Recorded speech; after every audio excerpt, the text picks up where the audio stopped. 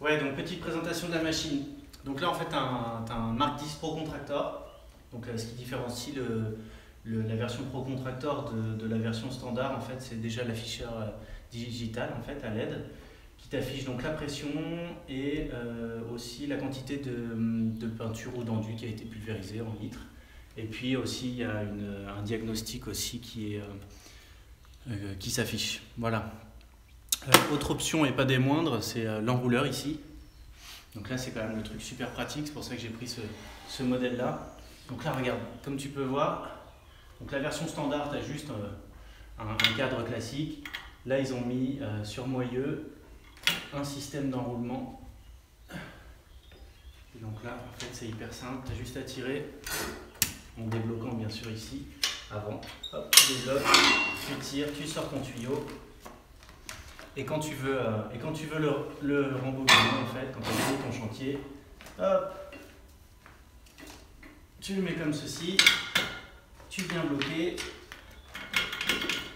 et tu t'en sers comme levier. Et tu peux te balader avec. Voilà. Donc le Mark 10, c'est aussi un débit de 8 litres minute. Donc là, ça commence déjà à être de la bécane pour faire des bons gros chantiers. Là, d'origine, en fait, il est fourni avec 30 mètres de tuyaux, ce qui te permet quand même de faire des bons chantiers sans déplacer la machine. Tu peux même, je crois, aller jusqu'à 45 mètres de tuyaux. Quand tu le mets au centre d'un plateau, tu peux aller sur un diamètre de 90 mètres. Donc ouais, c'est assez énorme. Moi, perso, je vais m'en servir vraiment que pour l'enduit, parce que je trouve que mettre en service la machine juste... pour faire les deux, quoi. Enduit et peinture, le nettoyage c'est pas le même, il faut enlever les filtres, il faut changer la bille qui est à l'intérieur. Bon, voilà, c'est toujours un peu chiant. Donc moi j'ai ma machine qui est un petit peu plus petite qui me suffit pour faire la peinture, et celle-ci donc va servir uniquement pour l'enduit. Alors par contre, autre avantage aussi de ces nouvelles machines, alors c'est sur toutes les nouvelles machines Graco, tu as un système pour changer la pompe. Donc là, tu as une molette. Si jamais tu as un problème sur un chantier, ça te permet d'en avoir un dans le camion, en fait, et puis de le changer en quelques secondes. Donc ça, c'est vraiment franchement super. Ici, de ce côté-là, ils t'ont mis une petite boîte pour ranger les outils. Ils te fournissent la clé à molette et une clé ici pour s'adapter à peu près à tous les formats de clés. Dans ce petit logement aussi, tu peux mettre tes buses. Donc voilà, ça c'est hyper pratique. Alors, on a aussi à l'achat le flacon TSL. Alors, je ne sais pas si tu connais le TSL. TSL, c'est pour lubrifier la pompe, en fait. Donc régulièrement, quand tu utilises ta machine, tu viens graisser ici le piston. Je ne sais pas si tu vois bien. Tu en mets ici, tu le glisses, toc. Tu en mets quelques gouttes à chaque utilisation et ça te permet de conserver ton pétard en bon état pendant un long moment. Donc voilà, ça c'est fait. Le petit rangement est prêt. Qu'est-ce qu'ils fournissent aussi? Les différentes billes.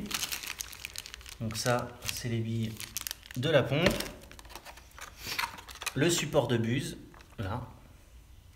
Et de buse pour l'enduit, celle-là, les buses marron, donc en 531 et 541. Ça commence déjà, 541, à être de la grosse buse. Et on peut passer, donc avec cette machine, on peut passer du 551. Là, c'est déjà énorme au niveau des billes. Voilà, on a un petit DVD, pardon, avec la documentation la documentation dématérialisée, et ensuite le mode d'emploi avec la vue éclatée. Voilà, si tu as des pièces à changer, c'est toujours pratique. Hop, voilà. Quand tu achètes un gros pistolet à enduit de la gamme Mark de chez Graco, que ce soit Mark 5, Mark 7 ou Mark 10, franchement, l'idéal c'est de t'acheter en même temps la trémie. Comme ça, tu mets tes sacs là tu as le vide-sac en pièces détachées, on va tout de suite le monter, l'installer dessus. Au moins tu verses la quantité d'enduit dont tu as besoin et tu n'as pas à manier des seaux, enfin voilà, ça devient vite l'enfer, là au moins c'est rapide. Donc quand tu achètes la trémie, il te livre avec cette petite chose là, ça te permet d'amorcer, en fait c'est le tuyau d'amorce de l'airless en fait ici. En fait là tu en as un court parce que tu n'as pas besoin quand tu utilises des seaux tu mets ça dans un seau à côté. Par contre quand tu es à version avec la trémie, tu en mets un beaucoup plus long, comme ça tu peux amorcer et remettre l'enduit directement dans la trémie. Donc voilà, ça on va le monter après. Hop. Et là comme tu vois c'est quand même assez balèze. Hop. Donc ici tu as deux, que tu vois bien, tu as deux sorties. Donc là, ici c'est pour le nettoyage. Donc quand tu vas t'en servir, n'oublie pas de le fermer comme ceci. Et on tire comme ça. Voilà. Hop. Et on met les goupilles pour pas qu'il y ait de soucis. Voilà. Ça évite de se retrouver avec de l'enduit sur le sol. Et ici, que tu vois bien, on dévisse. Et là, il y a un couvercle.